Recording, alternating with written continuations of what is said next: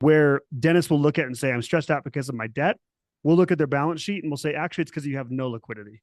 But on paper, they have an idea that they have to hit some kind of mark or a level to be successful, but they feel anxious, right? Like they look successful on the outside, but they might feel anxious about money. I'd say the simplest answer, I'd say on paper, if we're just looking on paper on the balance sheet, it usually will be a lack of liquidity. Is Hmm. it, like generally speaking, if they're Okay. stressed about something, Hmm. dentists always think it's their debt load. It's almost never their debt load. Um, Almost, I would say debt stresses dentists out for sure, and it should. I get it. Dentists come out of school, they buy a practice, they've got multiple seven figures of debt. We totally get that.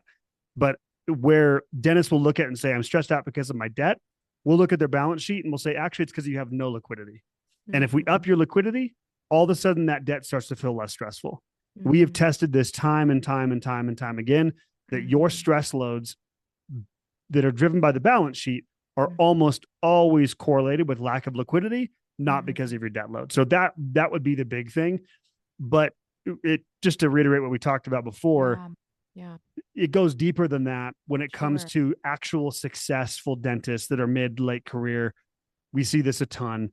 And Yeah. again, it's what you said earlier, waking up one day and being like, is this what I actually Mm. wanted? Like, that's a whole deeper conversation. Right. Right. But if we're just looking for easy, quick, like what's on the balance sheet that's missing, it's usually going to be a lack of liquidity.